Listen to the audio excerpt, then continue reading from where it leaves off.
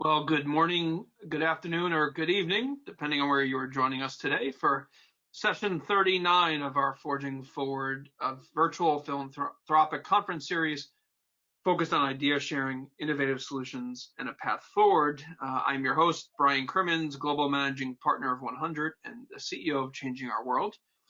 For those of you who've been with us for maybe the first time or been with us for 39 times, I've said good morning, good afternoon, or good evening, I think every single week, but certainly it takes on new meaning this week with Thomas joining us from Denmark, where it is the evening. It's a little after 5 o'clock or so. So certainly we're spanning somewhat of the globe today. And so without further ado, I definitely want to welcome Thomas Kolster, the founder and creative director of the Goodvertising agency, for our discussion today on consumer-led purpose and how we got here. So there's certainly a fair amount to be discussed, and I'm really, really looking forward to our conversation. And for those of us here in the United States and anywhere else who may have even watched the Super Bowl, it's interesting to see some of the consumer-led brands and how they manifested themselves during such a big event as that. And so in traditional fashion, let me just give you some background on Thomas, and then we will certainly jump into the conversation. So Thomas is an international expert in sustainable communication. He is the author of one of the most comprehensive books about the topic, Goodvertising. In his latest book, The Hero Trap, and for those of you watching on camera, I've got it held up here for you.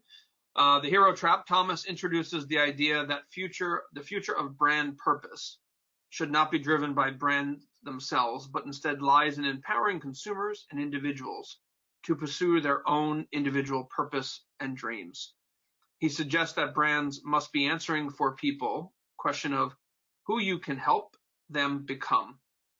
As the director of the Goodvertising agency, Thomas helps companies understand this reality. He also founded Where Good Grows, the world's first best practice sharing platform for sustainable initiatives.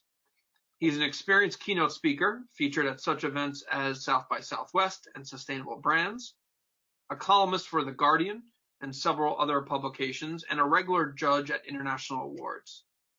The Huffington Post recently dubbed Thomas as an inspirational leader, and he currently sits on 2 nonprofit organization boards. So you can see why I'm excited to welcome Thomas to this week's Forging Forward. So welcome, Thomas. Thank you, Brian, and welcome to all of you. And as Brian said, I'm calling in from Copenhagen, Denmark. So if it is a little bit dark here, it is because it's 5:30 and I have a cup of coffee in my hand just to kind of welcome the evening. Well, hopefully the coffee will keep the energy up for this conversation. So Thomas, to get us started, I would love for you to take us through and take the audience through the creation of Goodvertising. But really, I know you worked prior to this in a prior life in the world of traditional advertising. So I'm wondering if you could take a few moments to kind of take us through your career path and how did it lead you ultimately to the creation of your agency? Yeah, for sure. I think, as you said, I started out as a young kind of advertising creative at the age of probably 21 or something. I was a copywriter at the time and did my first 9 to 10 years in the world of agency as a creative, founded my own agency 5-6 years into my career. And I think that, I didn't really go into advertising because I loved advertising. I actually just loved writing. And so it's kind of like pure luck that I ended up in advertising, in the sense that I was at university, I was dating this girl, and at one point I was bored of university, and she said to me, do you know there's something called a copywriter and you can maybe earn some money there? So it was kind of by chance that I ended up in it. But the thing that I always felt this weird disconnect between how I was using my creative skill set with some of the work that I was doing. Selling cars in cities that were already way too congested and selling cheeseburgers to people who did have some weight issues, et cetera.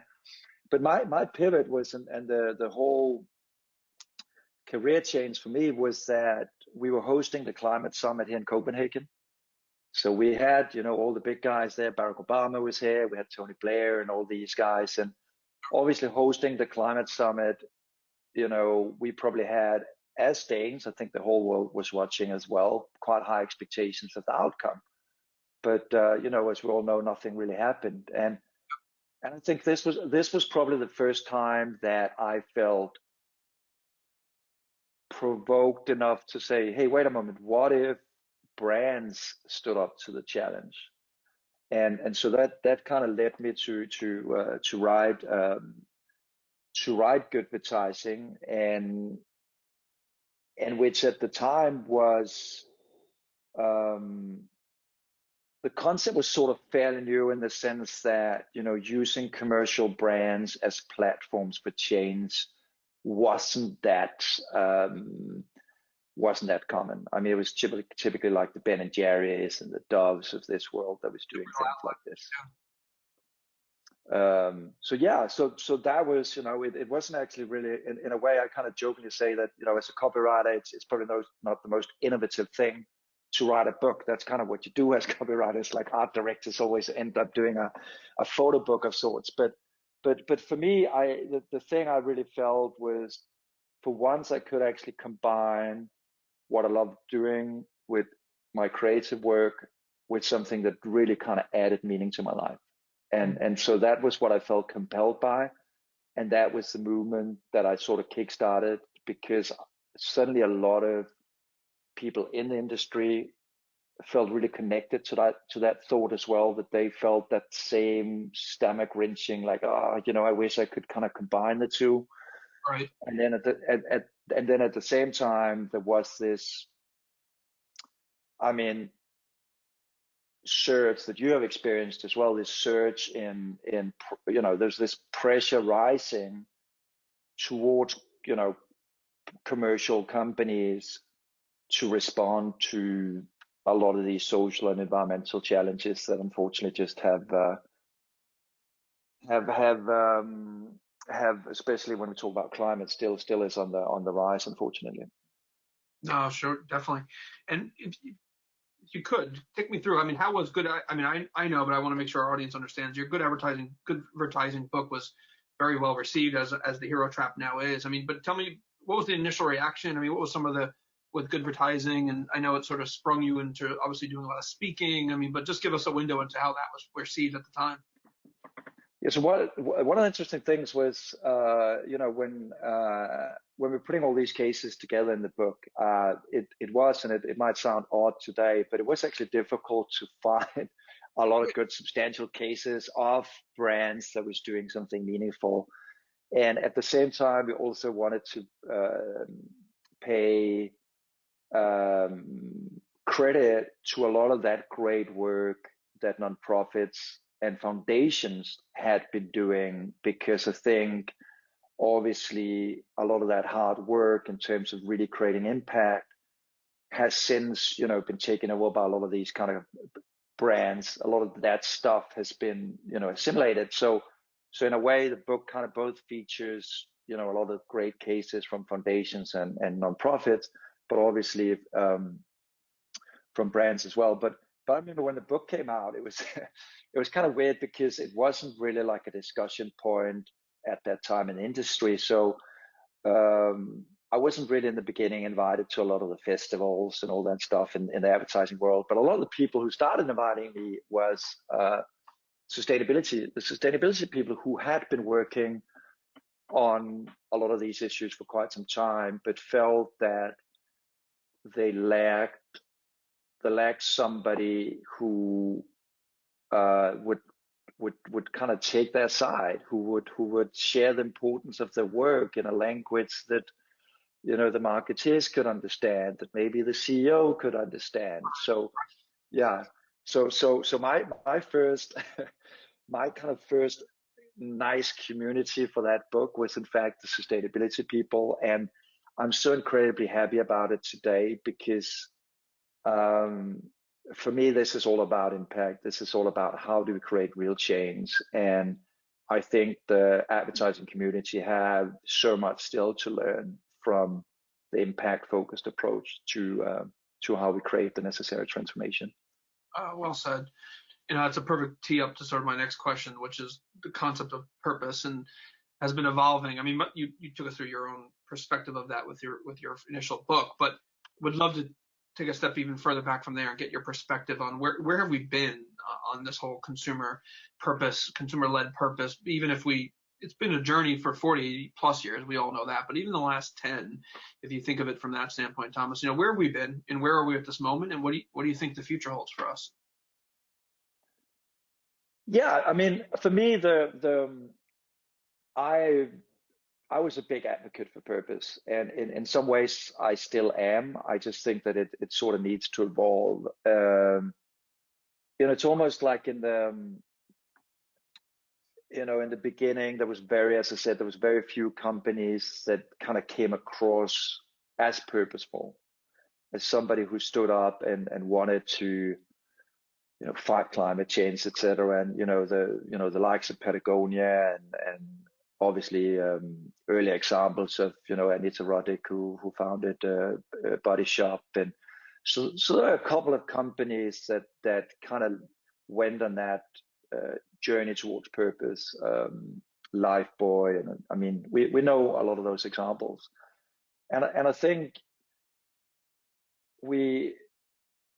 a lot of the work for me was then to say, what's the business case as well for that. And I think pretty early on we saw, wait a moment, those companies actually perform better. They do better. People love them more. They grow faster. All that stuff. And then probably the thing that actually led me to write the new book, The Hero Trap, that you hold up, was that I started noticing something wasn't quite right anymore, because suddenly there were so many new brands, popping up, talking about the role that they wanted to play in society, etc. So almost, I mean, I sometimes say, it's like purpose is a little bit like Pokemon. Everybody is searching for it, but nobody really knows why. No, but it's honestly, it's become this thing. You are noticing these calls. I mean, I'm sure you receive calls like that as well, where you have somebody calling you, like a marketing director, and he's like, I'm calling for this soft drink company. We know young people care about the climate. Can we get a purpose? Right. Right. That's not how it works. So suddenly, within the last couple of years, this whole purpose space had been extremely congested, and so the backside of this is, in fact, that a lot of people are now questioning their authenticity. Absolutely. And yeah, and to be honest, I mean, for me, this comes back to, I think for me, the journey that I saw at the time was, each and every time some of these companies went up and stood on that purpose pedestal and said, we're going to do X, Y, Z for the climate, or we're a super diverse company. And then, 2 months into that whole spiel, the CEO does something wrong, or somebody finds out that, hey, wait a moment, that board is definitely not diverse, or so that's kind of why I call it the hero trap, because each and every time you put yourself up there as the hero, it was so easy. I again and again witnessed how those brands kind of did those mistakes. So for me, I started noticing something. The thing that provoked me this time, the climate summit, was my first little provocative thing, like my light bulb moment. And for this book, it was, in fact, that I realized how difficult it was to create change in my own life. And I'm sure that some of you who watch this can recognize this from yourself. I mean, we just had, we're now entering into a new year, and I don't know how many of you do a New Year's pledge, but the challenge of taking those pledges and making them come true, it's tough work. I mean, as soon as you say, I want to go for that run, I want to lose weight, and now 5 weeks into the new year, the sneakers are probably still lying in the corridor, right, and not running themselves. So change is difficult, but that's exactly the question that made me think, maybe we look at change and transformation the wrong way, because in fact we're the only ones who can create change. So that's why I started to question the sort of inside out approach, the navel gazing approach, saying we as a company are the agents of change. But instead said, if we really want to create change, we have to ask a different question as leaders and organizations, as brands. It's really about helping people become the agents of change. So the question you said introductory wise, who can you help people become?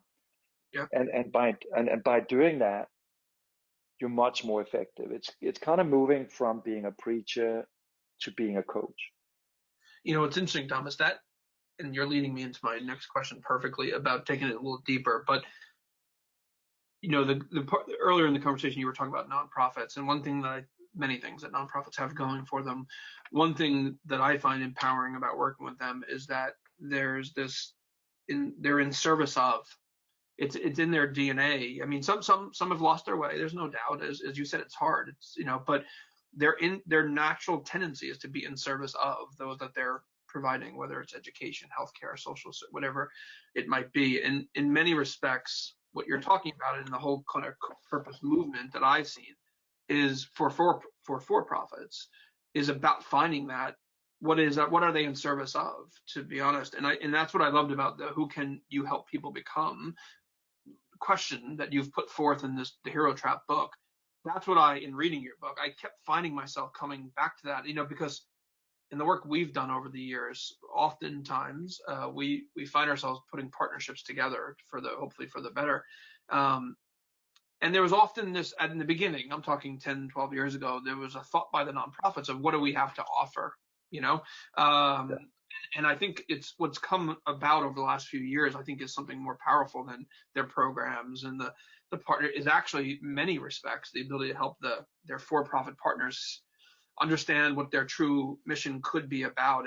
And so that's a comment, but also leading in a bridge to my next question, which is in the Hero Trap book, you talk about what we've just said. Who can you help people become, right? Which is on the surface sounds like a simple question. Some of the best questions in life start off very simple, but they certainly run deeper than that. And so I'm wondering if you can help us understand what the premise for us. How do we incorporate? You were talking about the New Year's resolutions. I mean, how do individuals take this to heart?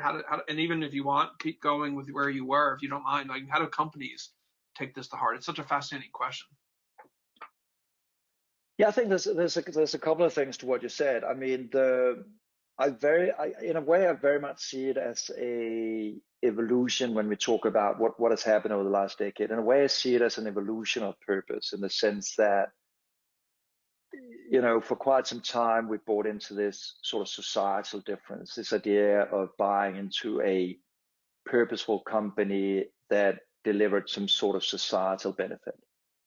So, like a more environmentally friendly car, whatever.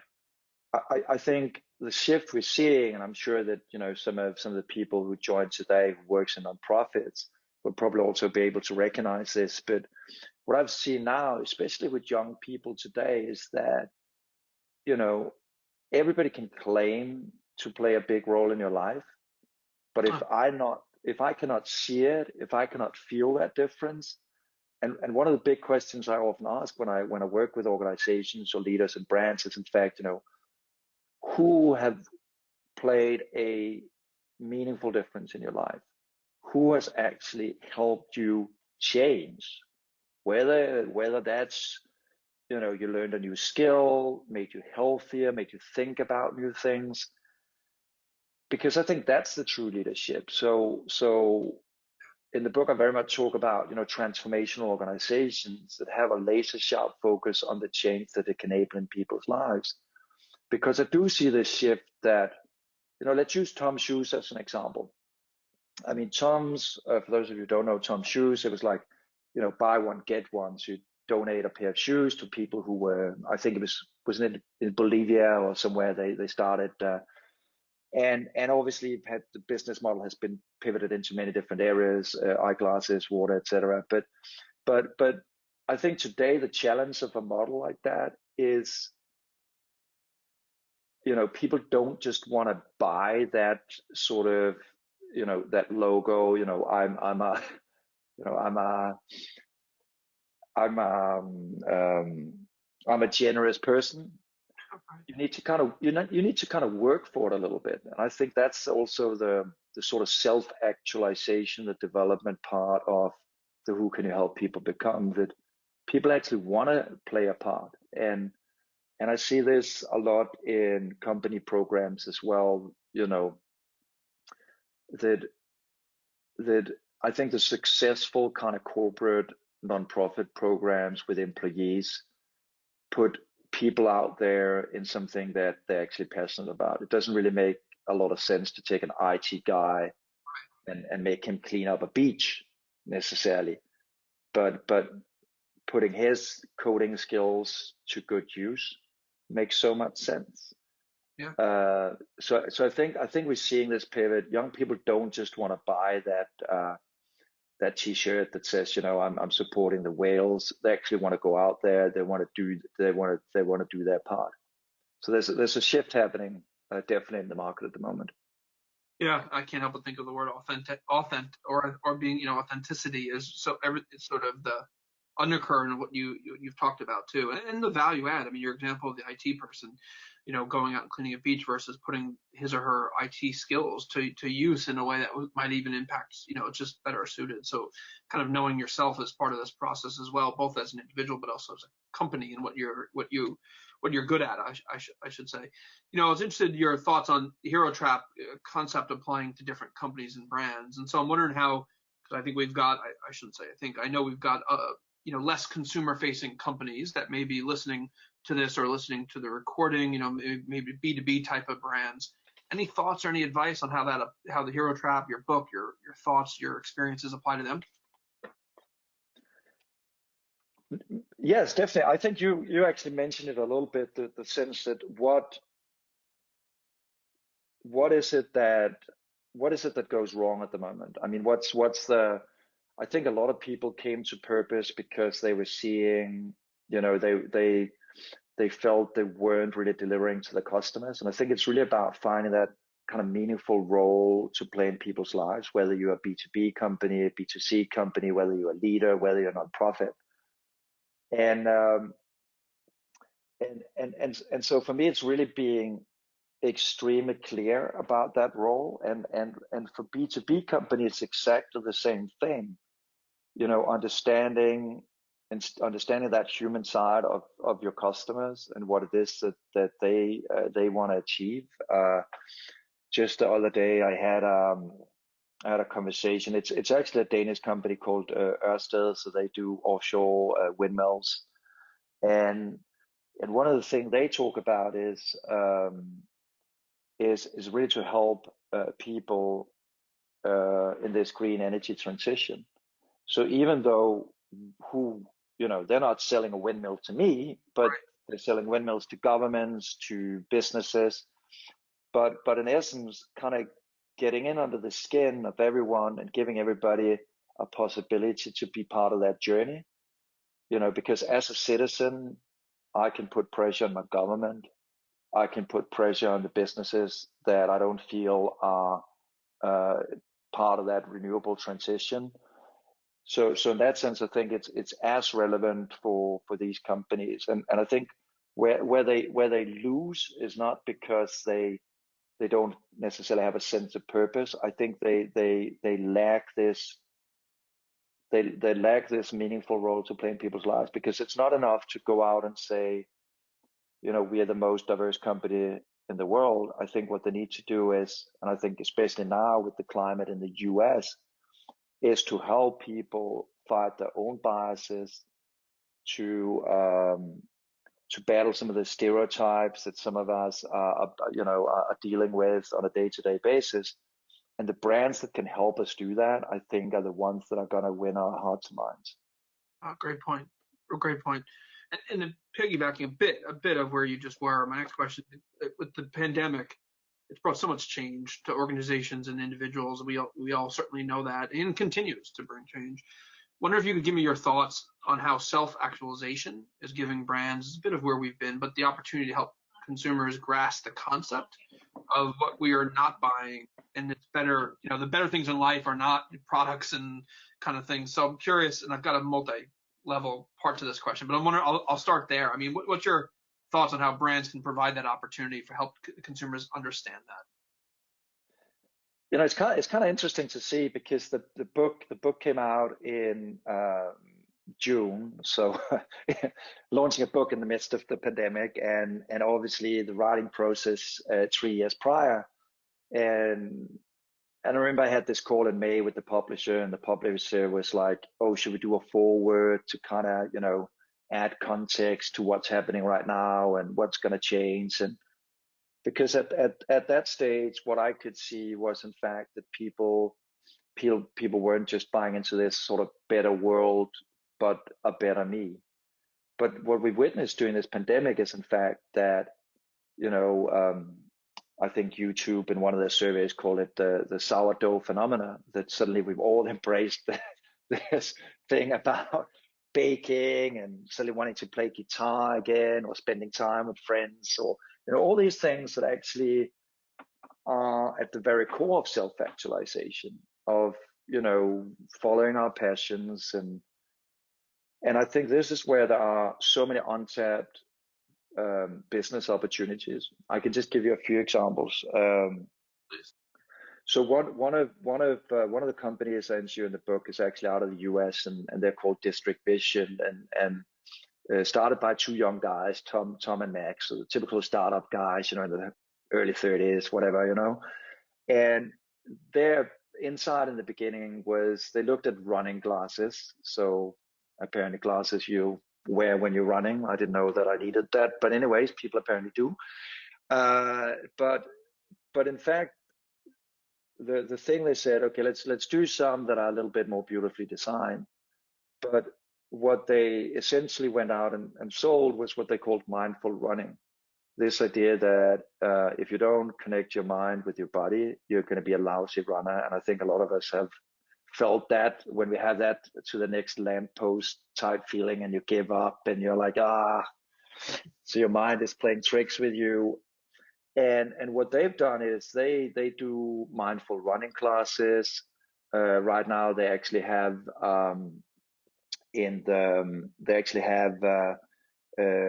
training programs now with inmates in prisons for mindful training sessions. So this idea about having transformation as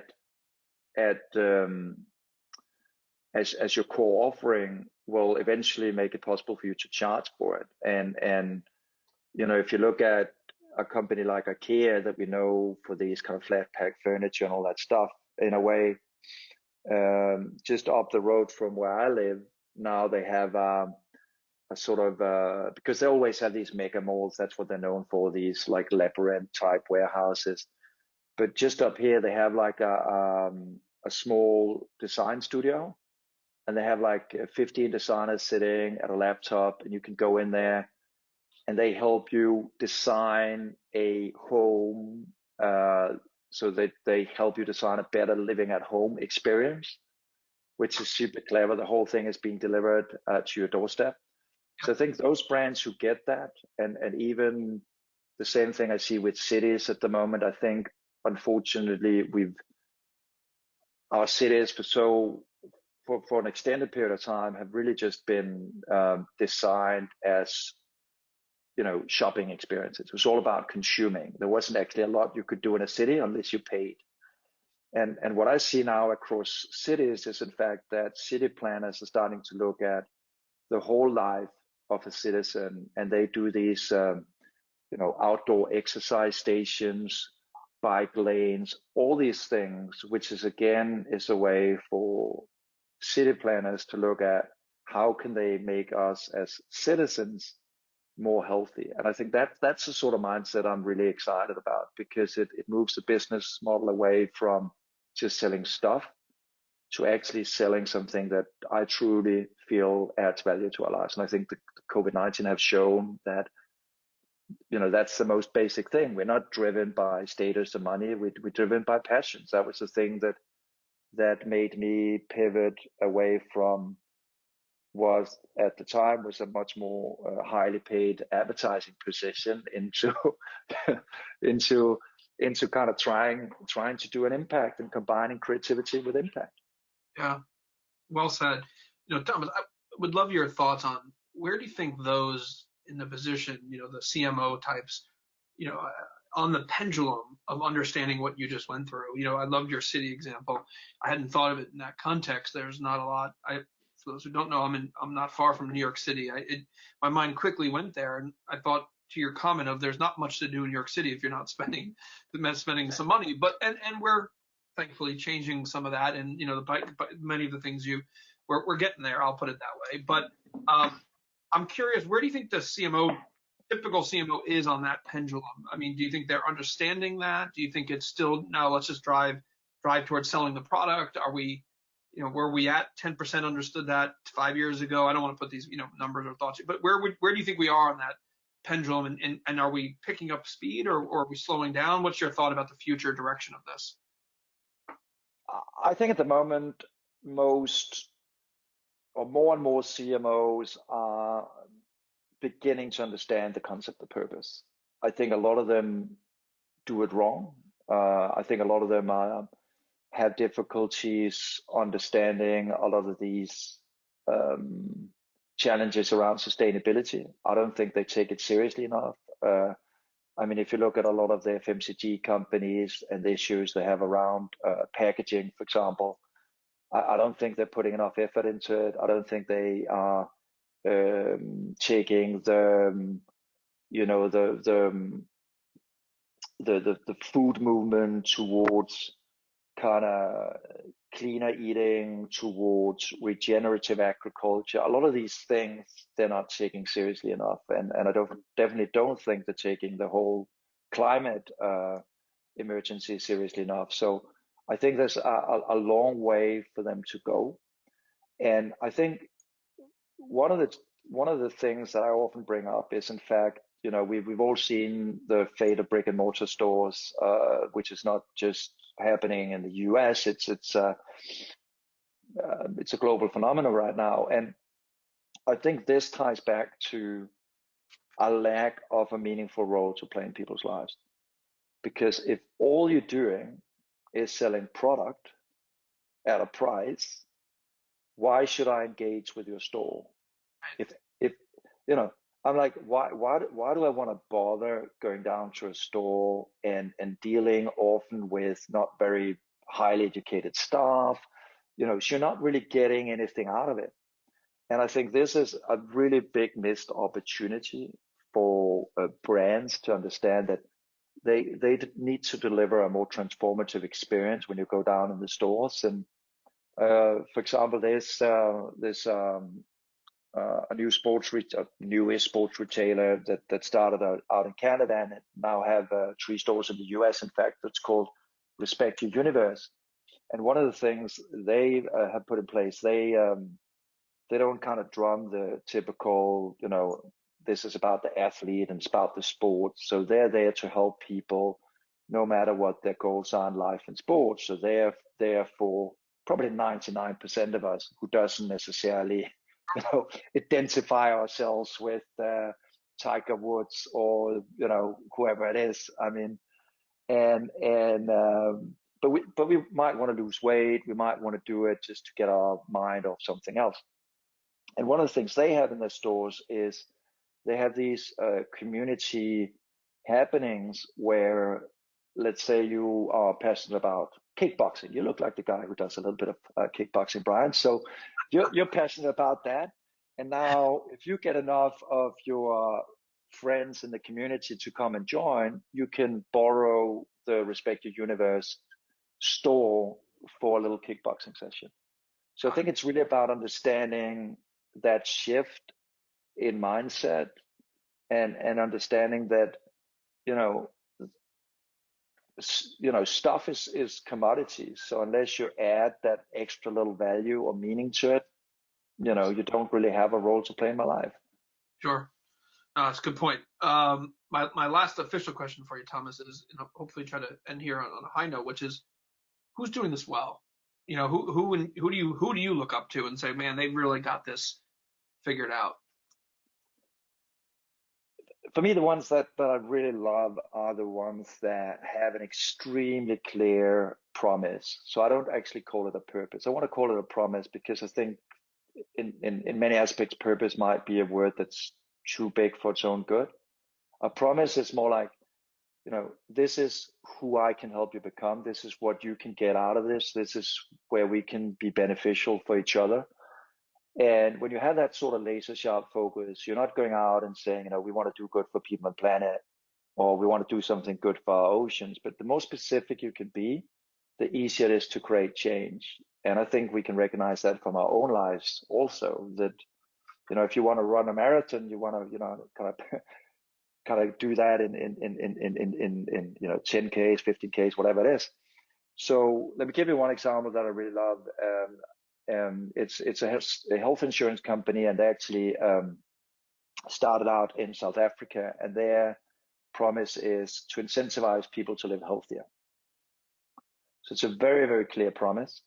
And they've been recognized as one of the most innovative health insurance companies out there. And one of the things they have is they have a program they call Vitality. And basically they reward members if they buy healthy food, if they go to the gym. And by doing that, when you compare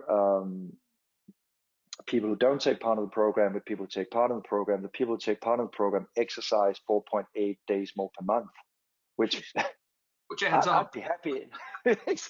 Exactly.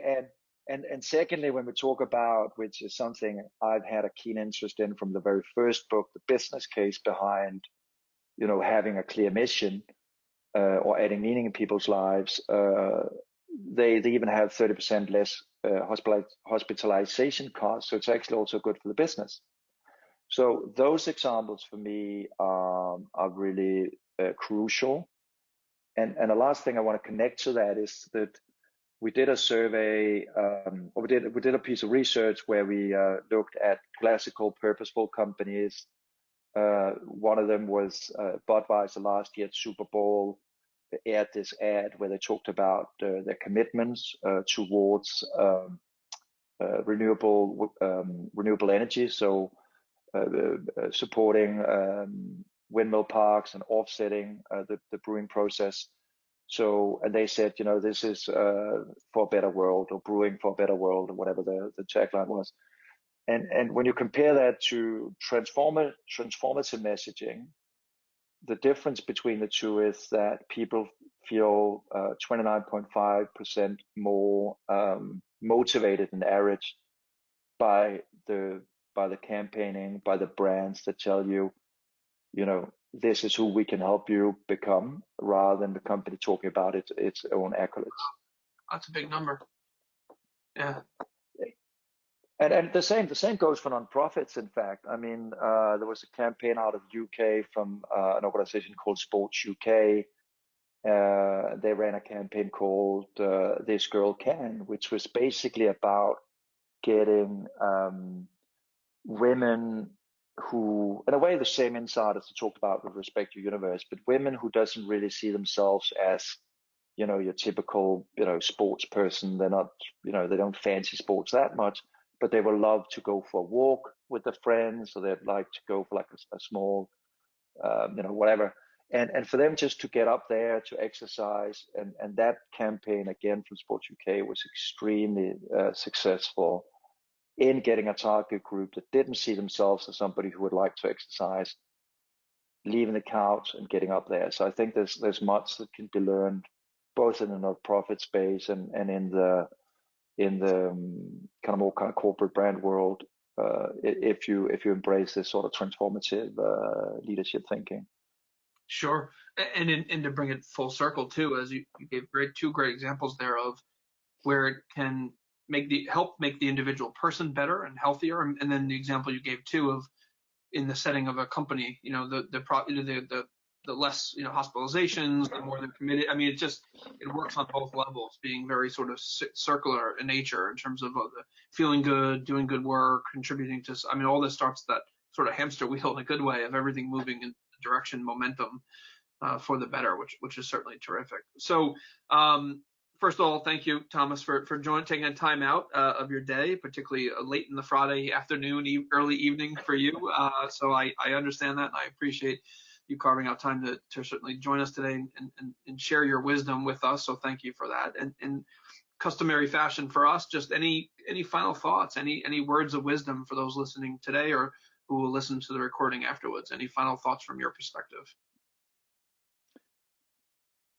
For me, it's always, I mean, change is always difficult. It's always kind of difficult to, to take in new ideas, new thoughts, etc. So one thing I often say to people is that, if they just take one piece of information away from this conversation and put into work tomorrow, then I'm happy. Don't try and change the whole world at one go, but just think about that one little thing.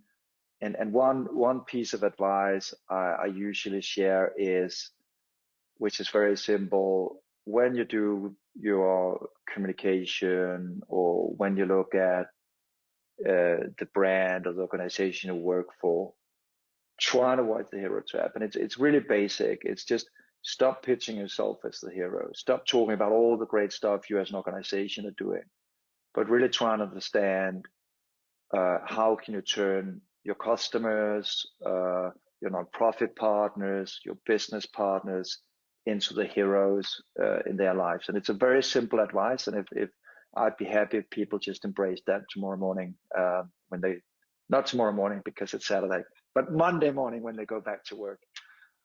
Well said. It's it's not about you. It's a line that's an important one, and it's a simple version of what you said. So Thomas, thanks again.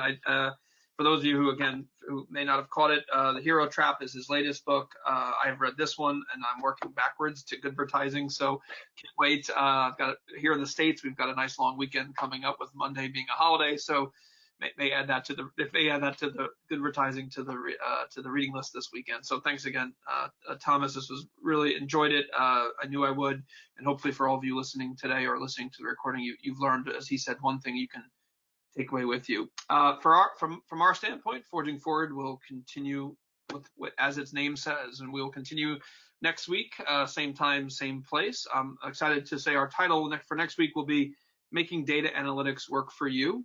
I'll be joined by Nathan Chappell, Senior VP at Donor Search Analytics, and Bill Tedesco, CEO of Donor Search, to talk about some fascinating things and new things that they're doing in the space, particularly for nonprofits, utilizing data and more recently AI to bring insights to our nonprofit clients and their clients in a much more rapid fashion. So looking forward to that. We'll be here again, same time, same place next week.